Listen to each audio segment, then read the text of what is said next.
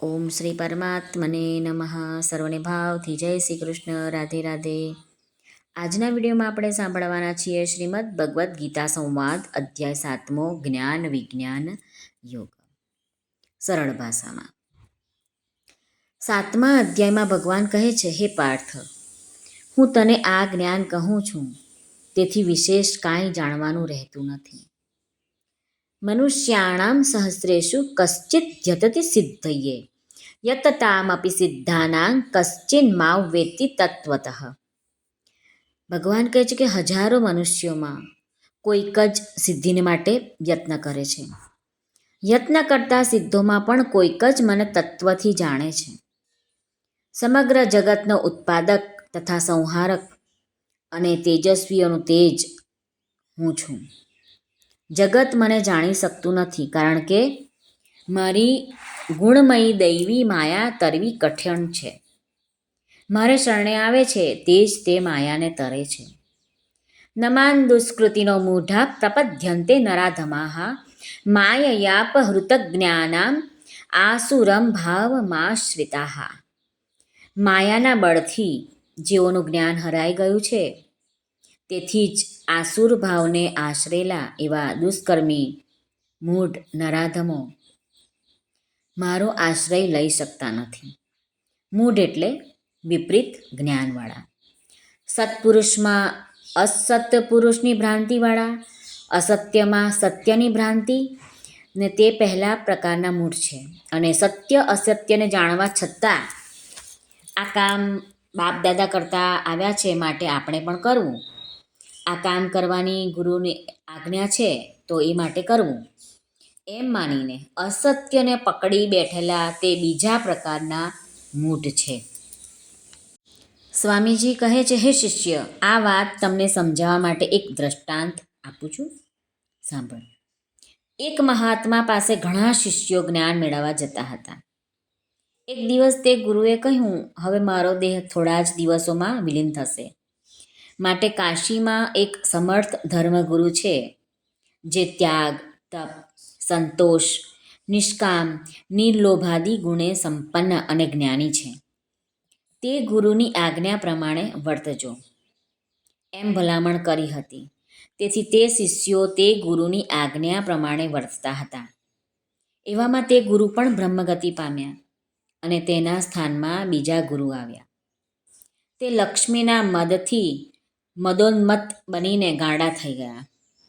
તેથી અસત પુરુષોનો આશ્રય લઈ સત્પુરુષોને પીડવા, ભક્તિ અને જ્ઞાનનું આલંબન કરીને શિષ્યોને ઠગીને તેમની પાસેથી દ્રવ્ય મેળવવું, સેવકોએ આપેલા દ્રવ્યનો દુર્વ્યય કરવો, વ્યભિચાર, દુર્વ્યસનો વગેરે દુરાચારો કરવામાં તે ધર્મગુરુ પ્રસિદ્ધ બન્યા. છતાં તેમના શિષ્યોમાંથી થોડા ગુરુની આજ્ઞા છે માટે ગુરુ કહે તેમ કરવું એવી ગુરુની આજ્ઞાની ઓથ લઈને તે ગુરુની આજ્ઞાથી શિષ્યો પણ દુરાચાર કરવા લાગ્યા. ત્યારે તેમાં મુમુક્ષુ અને સત્યના વિવેકવાળા શિષ્યો હતા. તે કહેવા લાગ્યા કે આવો ગાંડો અને દુરાચારી માણસ કહે તેમ કરીને તમે પાપમાં શા માટે પ્રવર્તો છો? તો કહે, અમારા ગુરુની આજ્ઞા છે તે માટે તે કહે એમ અમારે કરવું જ જોઈએ ને. આનું નામ મૂઢતા. તે મૂળતા પૂર્વના પાપથી સર્જાયેલી હોય છે. તે નિષ્કુળાનંદ સ્વામીએ કહ્યું છે, પાપ પૂર્વના પ્રગટે જ્યારે પ્રાણીને, ત્યારે સૂચે તે અવળ ઉપાય રે. કરવાનું જે હોય તે ન કરે, ન કર્યાનું કામ કરાય રે. સુખમાંહી તે સુખ ન સૂજે, દુઃખમાંહી દુઃખ ન દેખાય રે. ખોટાને પણ ખરું કરી માને, સાચામાં સાચું ન લેખાય રે. પાપ પૂર્વના પ્રગટે જ્યારે પ્રાણીને, ત્યારે સૂજે તે અવળો ઉપાય રે. આ પ્રમાણે મૂઢ માણસ કર્યાનું કરી શકતા નથી અને ન કર્યાનું કામ કરે છે. ખોટાને પણ ખરું કરીને માને છે અને સાચાને સાચું દેખતા નથી. ગધાને ઘોડી માની બેસે છે અને પારસને પથ્થર માની બેસે છે. હે શિષ્યો, મૂઢતા વિશે બીજું એક દ્રષ્ટાંત આપું છું, તે સાંભળ. એક સમયે ચોમાસામાં વરસાદની હેલી થયેલી. તે સમયે એક સદગૃહસ્થનો દીકરો બહાર બજારે જવા નીકળ્યો. ત્યારે પિતાએ કહ્યું, બેટા, છત્રી ઓઢીને જા, છત્રી વિના બજારે ન જવાય.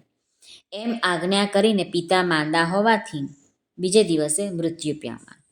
પછી જ્યારે તેમના સુપુત્ર બહાર નીકળે ત્યારે છત્રી ઓઢીને જ નીકળે. એમ કરતાં કરતાં ચોમાસું ચાલ્યું ગયું અને શિયાળો આવ્યો. છતાં છત્રી લઈને જ બહાર નીકળવાની પિતાએ આજ્ઞા કરી. એટલે છત્રી ઓઢીને જ બહાર નીકળે. તેથી ઘણા માણસો મશ્કરી કરે છતાં છત્રી ન છોડે. પછી તેણે કોઈએ પૂછ્યું કે શિયાળામાં છત્રી લઈને ચાલવાનું શું કારણ?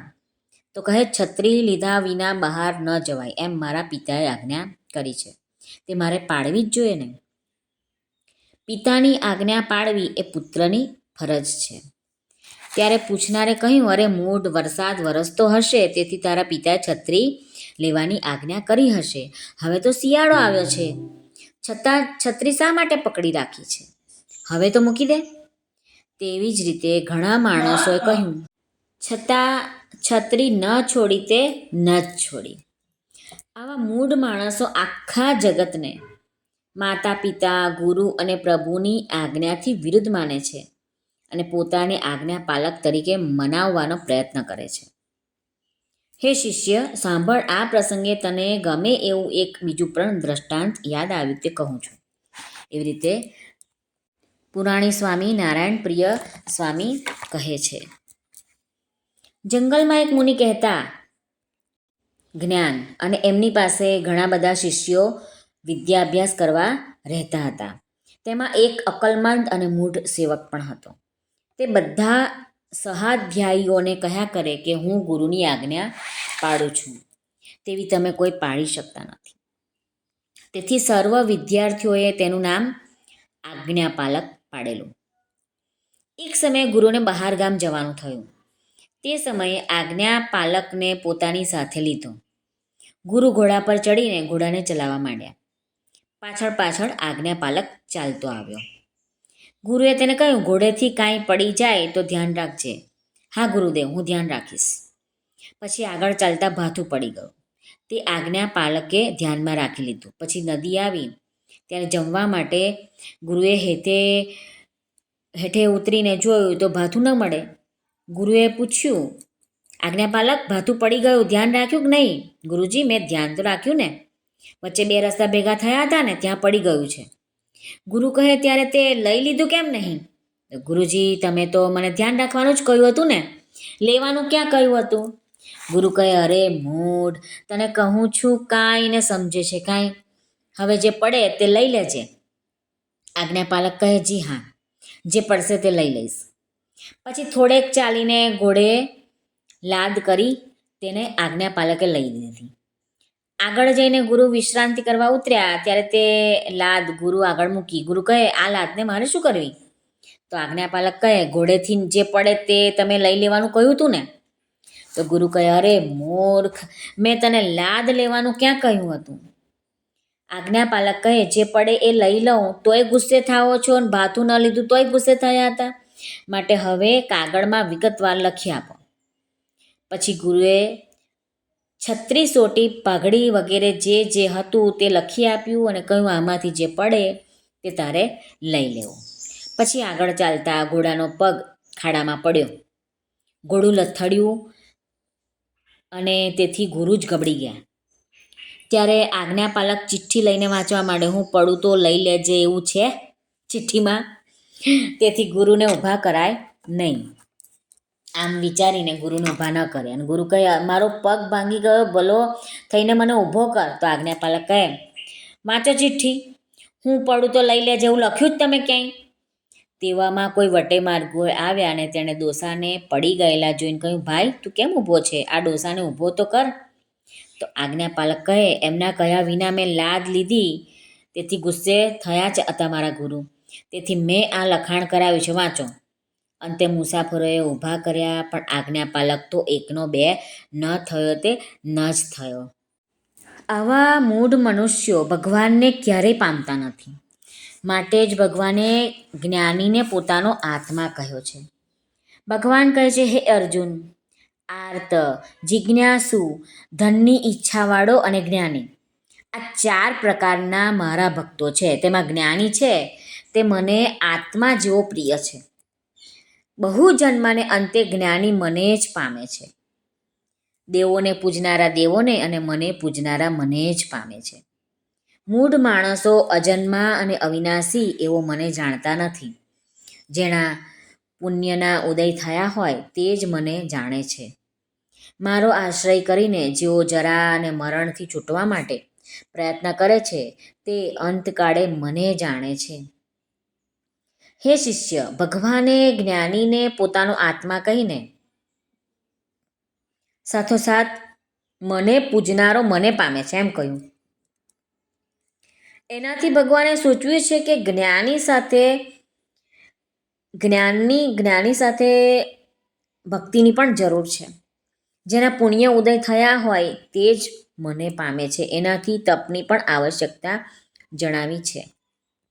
શાસ્ત્રનું હૃદય જાણવા જ્ઞાનની જરૂર છે. કેવળ શાસ્ત્રો વાંચીને જ્ઞાની થવાતું નથી. જ્ઞાનની પરિભાષા ગહન છે. જ્ઞાનનું વર્ણન કરવું ઘણું કઠણ છે.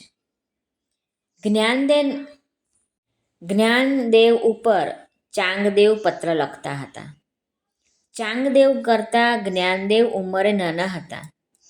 પ્રથમ તેમને ઉપમાસી લખવી એના વિચારમાં પડ્યા. જો પૂજ્ય અને તીર્થ સ્વરૂપ લખે તો જ્ઞાનદેવ ઉંમરે નાના હોવાથી તે ઉપમા યોગ્ય ન કહેવાય. ચિરંજીવી લખે તો જ્ઞાનદેવ જ્ઞાનમાં મોટા છે માટે તેમ પણ ન લખાય. આમ વિચારમાં તેમને કંઈ લખવું સૂઝ્યું નહીં. તેથી કોરો કાગળ જ્ઞાનદેવ પાસે મોકલ્યો. તે પ્રથમ નિવૃત્તિનાથના હાથમાં આવ્યો અને તેણે લઈને જ્ઞાનદેવને આપ્યો. જ્ઞાનદેવે મુક્તાબાઈને આપ્યો. મુક્તાબાઈએ વાંચીને કહ્યું, અલ્યા ચાંગા, આવડો મોટો થયો તોય હજુ તું કોરો જ રહ્યો. તે કાગળ કોરો હોવા છતાં નિવૃત્તિનાથે વાંચી લીધો હતો.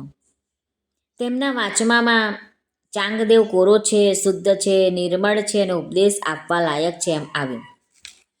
આમ કોરો કાગળ વાંચે તે જ્ઞાની. લખેલું વાંચવું સહેલું છે, ન લખેલું વાંચવું અઘરું છે. જે જ્ઞાની પોતાના જ્ઞાનનો પોતે જ ઉપયોગ કરે છે તે લાકડા જેવો, કારણ કે લાકડું પોતે તરે પણ બીજાને તારી શકે નહીં. બીજાને જ્ઞાન આપે તે વહાણ જેવો છે. વહાણ પોતે પણ તરે અને અનંત જીવોને પણ તારે છે. મારી પાસે કોઈ જ્ઞાન લેવા આવે તો હું જ્ઞાન આપું અથવા મને કહે તો હું આપું. આમ ગ્રાહકોની રાહ જોઈને બેસે છે તે પૂરો જ્ઞાની નથી.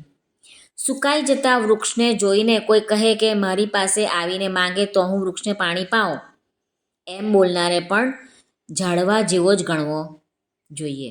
ઝાડ તો જડ છે, મનુષ્ય ચેતન છે. માટે ઝાડવા પાસે જઈને પાણી પાવું એ મનુષ્યની ફરજ છે. અજ્ઞાનીમાં ઝાડના જેવી જડતા છે. ચાલીને જ્ઞાની પાસે આવી શકે તેમ નથી. જ્ઞાનીને તેની પાસે જઈને જ્ઞાન આપવાની ફરજ છે. મારી પાસે માંગવા આવે તેને જ પ્રકાશ આપું એવી સૂર્ય કોઈ દિવસ રાહ જોતો નથી. માંગ્યા વિના જ બધાને પ્રકાશ આપે છે. ભગવાન સ્વામિનારાયણે પોતાના સંતોને આદેશ આપેલ કે તમારે એક મનુષ્યને ભગવાનનો શરણાગત કરીને પછી જમવું. પછી સંતોને કોઈ મુમુક્ષુ ન મળે ત્યારે ખેડૂતો કોસ કે સાતી હાંકતા હોય તેની પાછળ ફરીને જ્ઞાન આપે. તેમાં સ્વરૂપાનંદ સ્વામીએ એક ખેડૂતને સવારથી બપોર સુધી ફરીને જ્ઞાન આપ્યું, પણ તે ખેડૂત ભગવાનનો શરણાગતિ મંત્ર લેવાનું સ્વીકારે નહીં. તેથી તેમણે જ્ઞાન આપવાનું ચાલુ જ રાખ્યું. ત્યારે ખેડૂતે ગુસ્સે થઈને કહ્યું, અલ્યા મુંડિયા, તે તો માથું પક્યું, બંધ થા, તારું હવે મારે નથી સાંભળવું. છતાં સ્વરૂપાનંદ સ્વામી તો જ્ઞાન આપ્યા કરે. તેથી ખેડૂતને વધારે ગુસ્સો ચડ્યો. તેથી હાથમાં પરણો હતો તે વાંસામાં સબરડ્યો અને ધક્કા દઈને છેટે કાઢ્યા. તેથી ઘડીક બેસીને વળી પાસે જઈને જ્ઞાન દેવા માંડ્યું. તે જોઈને ખેડૂતનું હૃદય પીગળી ગયું અને કહ્યું, મહારાજ, તમારે જે નિયમ આપવા હોય તે આપો, હું પાડીશ એમ કહ્યું. ત્યારે સાધુએ હાથમાં પાણી આપીને શિષ્યવતી શરણાગતિ મંત્ર બોલીને કાલ માયા પાપ કર્મ યમદૂત ભયાદહમ શ્રી કૃષ્ણ દેવમ શરણમ પ્રપન્નોસ્મિ સ પાતુ મામ. કાળ માયા પાપ કર્મ અને યમદૂતના ભયથી હું શ્રી કૃષ્ણ ભગવાનને શરણે આવ્યો છું. હે ભગવાન, મારી રક્ષા કરો. આમ ભગવાનની શરણાગતિ લેવડાવીને દારૂ, માટી, ચોરી, વ્યાભિચાર વગેરેનો ત્યાગ કરવાના નિયમો આપ્યા અને તે અનન્ય ભક્ત થયો. આ રીતે અજ્ઞાનીને જ્ઞાની બનાવવાની જ્ઞાનીની ફરજ છે. જ્ઞાનની સાથે ભક્તિની પણ જરૂર છે. લોટને ખાંડ ભેગા કરવાથી લાડુ નહીં વળે. એમાં સ્નેહ એટલે કે ઘીને પાણી પણ આવશે તો જ લાડુ વળશે. દાન પુણ્ય ને વ્રત વિધિ કરે ભક્તિ ન વધા કોઈ. સ્નેહ વિના સર્વે સુનું જેમ ભોજન ધૃતવીણ હોય. સ્નેહ વિના લુખ્ખું લાગે કથતા તે કોરું જ્ઞાન. હેત વિનાનું હૃદય એવું જેવી વર વિનાની જાન. આ નિષ્કુળાનંદ સ્વામીના કહેવા પ્રમાણે સ્નેહ વિના જ્ઞાન લુખ્ખું લાગે છે. તે જ્ઞાન સંપૂર્ણ અંશે કામ કરી શકતું નથી. એકલા ચૂનાથી મકાન નહીં બને. તેમાં પથ્થર, લોઢું, લાકડા અને પાણી વગેરે અનેક પદાર્થો જોઈએ. એકલા જ્ઞાનથી મુક્તિ મળતી નથી. જ્ઞાનને ભક્તિની અપેક્ષા છે ને ભક્તિએ યુક્ત જ્ઞાન જ અસરકારક બનશે. બાળકને બીજા માણસો લાખો મણ ઉપદેશ આપે, પછી પિતા કહે, બેટા તે માણસે કહ્યું તે બરાબર નથી, મેં તને કહ્યું તે બરાબર છે. તો પિતાના આટલા જ અક્ષરો પહેલા માણસના લાખો મણ જ્ઞાનને ધૂળમાં મેળવી દેશે. કારણ કે પિતાના જ્ઞાનમાં સ્નેહ ભળેલો છે અને જ્યારે બીજાના જ્ઞાનમાં સ્નેહ ભળેલો નથી. મહાત્મા એકનાથની પાસે કોઈ પ્રશ્ન કર્યો, મહારાજ તમારું જીવન કેટલું સાદું અને નિષ્પાપ, અમારું એવું કેમ નહીં થતું હોય? તમે કેવા શાંત, પવિત્ર અને પ્રેમાળ છો. એકનાથે કહ્યું, મારી વાત રહેવા દે, તારી વાત કર. તારું 7 દિવસમાં મરણ થવાનું છે એવું મારા જાણવામાં આવ્યું છે. એકનાથ તો ત્રિકાળદર્શી, તેથી તેની વાતને ખોટી કોણ માને? તે ગૃહસ્થને તો ચિંતા થવા લાગી. અરે રે, બસ મારે 7 દિવસમાં જ મરી જવાનું? તે માણસ ઝટપટ ઘેર ગયો. તેણે બધી સોંપણી નોંધણીની વાત કરવા માંડી. 6 દાડા ગયા પછી એકનાથ તેની પાસે આવ્યા. ત્યારે તેણે નમસ્કાર કર્યા. એકનાથે પૂછ્યું, કેમ છે? તો કહે, જવાની તૈયારી કરું છું. એકનાથે કહ્યું, આ 6 દિવસમાં કેટલું પાપ થયું? પાપના વિચારો મનમાં કેટલા ઉઠ્યા?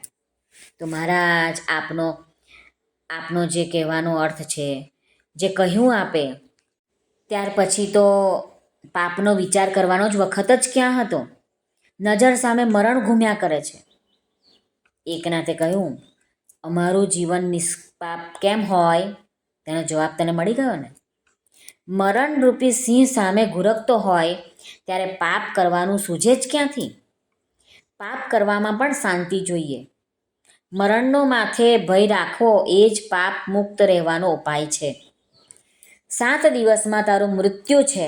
એકનાથે આટલું જ જ્ઞાન આપ્યું, પણ તે જ્ઞાને જાદુના જેવું કામ કર્યું. સ્વામીજી કહે છે કે, હે શિષ્ય, એક બીજી વાત કરું, સાંભળ.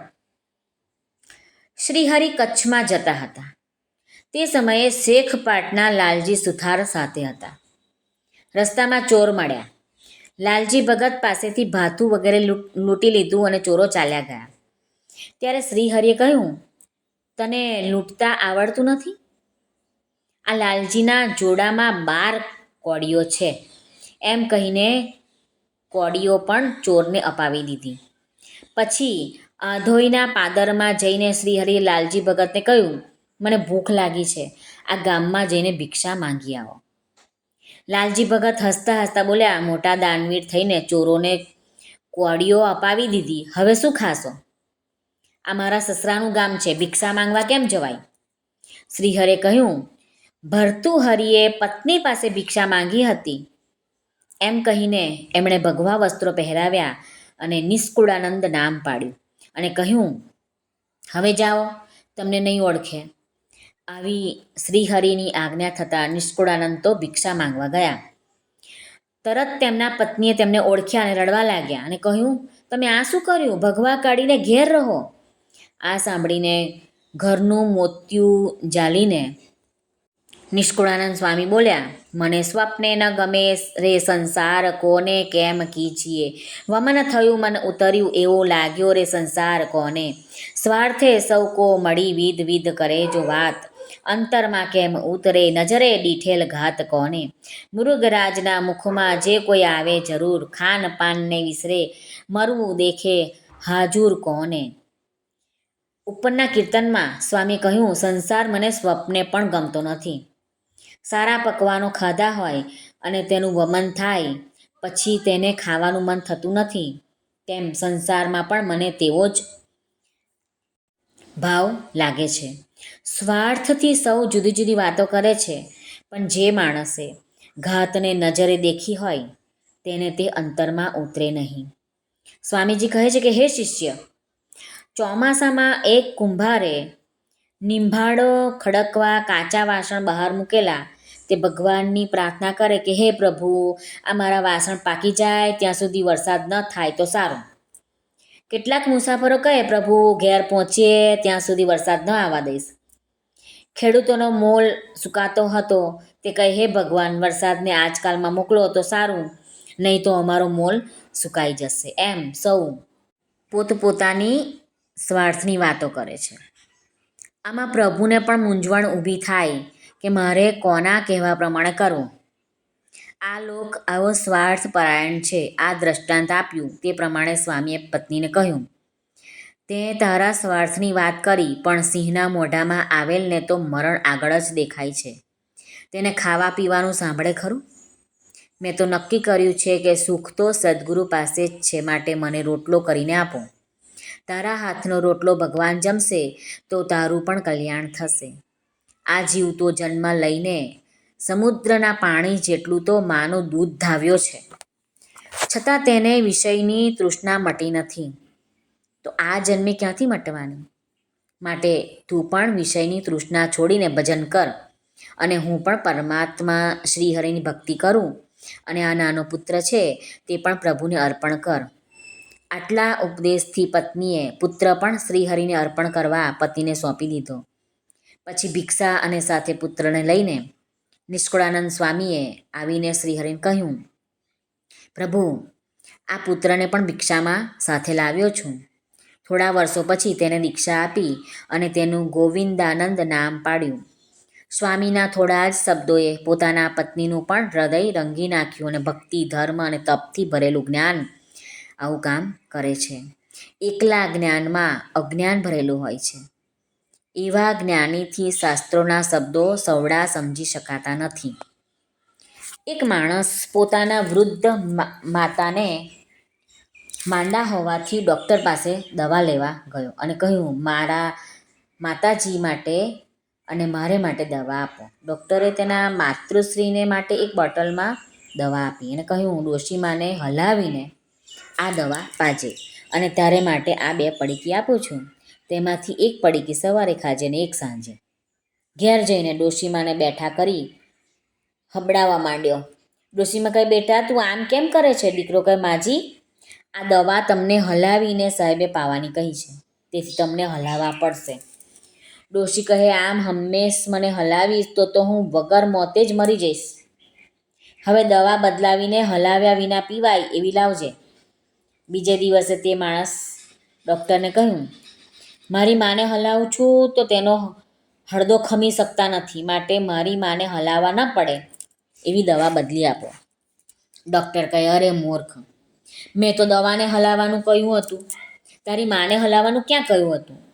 તે માણસે ફરી કહ્યું, સાહેબ, કાલે તમે મને પડીકી ખાવાની આપી, તેનો કાગળ બહુ જાડો હતો, તે કોઈ રીતે ચવાતો નથી, તો ભાઈ સાહેબ પડીકીમાં પાતળો અને જલ્દી ગળે ઉતરે ને એવો કાગળ આપજો. ડૉક્ટર ગુસ્સે થઈને બોલ્યા, તું તો પાગલ જણાય છે. તને પડીકી ખાવાની કહી, તેની ભેગો કાગળ પણ ચાવી ગયો? મને શી ખબર સાહેબ, તમે તો પડીકી ખાવાનું કહ્યું હતું, તેથી હું તો પડીકી ખાઈ ગયો. આ દ્રષ્ટાંતમાં કહ્યા પ્રમાણે ભક્તિ, ધર્મ અને તપથી પવિત્ર થયા વિના હૃદયમાં રહેલું જ્ઞાન તે આવું જ હોય છે. અજેન યજેત, આ શ્રુતિ વાક્યનો અર્થ 3 વર્ષની જૂની ડાંગરથી યજ્ઞ કરવો એમ નહીં કરતા બકરો મારીને યજ્ઞ કરવો એવો સમજી બેસે છે. નિષ્કલમ નિષ્કયમ શાંતમ નિર્વદ્યમ નિરંજનમ વગેરે શ્રુતિઓથી નિષ્ક્રિય, નિરંજન અને હાથ, પગ, નાક અને કાનાદિ અંગ વિનાનું બ્રહ્મ છે એમ સમજી બેસે છે. પણ બ્રહ્મ માયિક આકારે રહિત છે અને સાકાર છે એમ નથી સમજી શકતા. જ્ઞાની નાગ્નિ સર્વકર્માણી ભસ્મસાત કુરુતે અર્જુન, જ્ઞાનરૂપી અગ્નિ કર્મોને બાળી નાખે છે. ભગવાનના આ પવિત્ર વાક્યોને અપવિત્ર જ્ઞાનવાળાઓ અપવિત્ર માને છે. જ્ઞાનનું આલંબન કરીને સ્વેચ્છાએ વિહાર કરે છે અને બોલે છે કે અમો કર્મ કરીએ તો પણ અમને દોષ લાગતો નથી. જ્ઞાની કોઈ દિવસ કુકર્મ કરે જ નહીં. કરે તો તે જ્ઞાની જ નહીં. સૂર્ય હોય ત્યાં અંધારું હોઈ શકે ખરું? કુળને બચાવવા એક માણસનો ત્યાગ કરવો, ગામ બચાવવા કુળનો અને દેશ બચાવવા ગામનો ત્યાગ કરવો, આત્માના ઉદ્ધાર માટે પૃથ્વીનો ત્યાગ કરવો, આ નીતિ વાક્યના અનુસારે જ્ઞાની કદાચ અનેક જનોનું રક્ષણ કરવા કે હિત કરવા થોડા મનુષ્યોને દુખવે તો તે કર્મ તેને લાગતું નથી. આવો અર્થ કરવો તે ઘટિત ગણાય કે અનેક જીવોનું હિત કરવું એ જ્ઞાનીની ફરજ છે.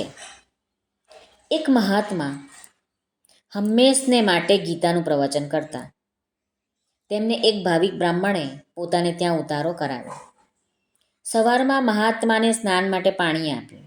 ત્યારે મહાત્મા બોલ્યા, આ સ્નાન પૂજા વગેરે બખેડો તો અજ્ઞાનીને માટે છે. જ્ઞાનીને સ્નાનની શી જરૂર? તે તો જ્ઞાન ગંગામાં સ્નાન કરે જ છે. બ્રાહ્મણ ચુસ્ત કર્મકાંડી હતો. તેને આ વાત ગમી નહીં. પછી તેણે તેની સ્ત્રીને કહ્યું કે આ તો મહાત્મા માટે ભજીયા કરજો. રસોઈ તૈયાર થઈ. મહાત્માને જમવા બેસાડ્યા. મહાત્મા પણ ખૂબ ભજીયા જમે. પછી એક રૂમમાં પલંગ ઉપર મહાત્માને સુવાડ્યા. મહાત્મા સૂઈ ગયા. પછી બ્રાહ્મણે પાણીનું જે કમંડળ હતું તે લઈ લીધું અને રૂમ બહારથી બંધ કર્યો. ઘડીક થઈ ત્યાં ભજીયાએ પાણી માંગ્યું. મહાત્મા જુએ છે ત્યાં કમંડળ ન મળે. તેથી મહાત્મા અકળાણા અને સાત પાડવા લાગ્યા, મારું કમંડળું લાવો, મને તરસ લાગી છે. બ્રાહ્મણ કહે, મહારાજ તમારી પાસે જ જ્ઞાન ગંગાના નિર્મળ નીર ચાલ્યા જાય છે. આપે તેમાં સ્નાન કર્યું માટે પાણી પણ તેમાંથી પી લો ને. મહાત્મા કહે, એમ ન પી શકાય. બ્રાહ્મણ કહે, જ્ઞાન ગંગામાં પાણી પી શકાય તો જ તેમાં સ્નાન કરજો. આ દ્રષ્ટાંતથી કહેવાનું કે ધર્મ અને તપ વિનાનું જ્ઞાન આવું હોય છે. તપથી હૃદય પવિત્ર થાય તો જ તેમાં જ્ઞાન રહી શકે છે. બૃહદારણ્યકોપનિષદમાં વાત છે કે બ્રહ્માની પાસે દેવો, દૈત્યો અને મનુષ્યો જ્ઞાન લેવા ગયા. ત્યારે પ્રથમ દેવોએ કહ્યું, હે પિતામહ, અમારો દેવોનો શો ધર્મ? બ્રહ્માજીએ કહ્યું, દ. પછી દૈત્યોએ પૂછ્યું, અમારો ધર્મ શો? તો કહે, દ. મનુષ્યએ પૂછ્યું, તેને પણ દ આપ્યો. બધા દર્દીની જેમ કોઈ વૈદ્ય એક જ દવા આપે તેમ બ્રહ્માજીએ બધાને માટે એક જ દ શબ્દ આપ્યો. પછી સર્વે મળીને ફરીને પૂછ્યું, આ દમાં અમારે શું સમજવું? ત્યારે બ્રહ્માએ તપ એમ 2 અક્ષર કહ્યા. એથી બ્રહ્માજીએ સૂચવ્યું કે દનું જ્ઞાન મેળવવું હોય તો તપ કરો. પછી દેવોએ તપ કર્યું. ત્યારે દેવો સમજ્યા કે આપણને દ એટલે ઇન્દ્રિયોનું દમન કરવાનું કહ્યું છે. કારણ કે આપણે વિષય વૈભવોમાં ઇન્દ્રિયોને છૂટા મૂક્યા છે. તેથી આપણને દમન કરવાનું કહ્યું છે. દૈત્યો સમજ્યા કે આપણને ક્રૂરતા રાખીને જીવ હિંસા કરીએ છીએ. તેથી આપણને દ એટલે દયા રાખવાનું કહ્યું છે. મનુષ્યએ જાણ્યું કે આપણે ઉદ્યોગ કરીને દ્રવ્ય મેળવીને કેવળ ઉદર પોષણ માટે જ વાપરીએ છીએ. તેથી આપણને દ એટલે દાન કરવાનું સૂચ્યું છે. આમ તપ કરવાથી દેવો, દૈત્યો અને મનુષ્યોએ દમાંથી જ્ઞાન મેળવ્યું. માટે જ્ઞાન સાથે તપની પણ જરૂર છે. સ્વાધ્યાય પરમમ તપઃ. જ્ઞાન મેળવવા માટે ઇન્દ્રિયોને વશ કરીને સત્શાસ્ત્રનો અભ્યાસ કરવો એ જ પરમ તપ છે. જ્ઞાન વિજ્ઞાન યોગ નામનો ગીતા સંવાદનો 7મો અધ્યાય સંપૂર્ણ. શ્રી કૃષ્ણાર્પણમસ્તુ. સર્વને ભાવથી જય શ્રી કૃષ્ણ. રાધે રાધે. હરિઓમ તત્સત. જય ગુરુદેવ દત્ત. જય સ્વામિનારાયણ. જય માતાજી. નમઃ પાર્વતીપતે. હર હર મહાદેવ. હર સિદ્ધેશ્વર મહાદેવની જય. સર્વનું કલ્યાણ થાઓ, સર્વનું કલ્યાણ થાઓ, સર્વનું કલ્યાણ થાઓ.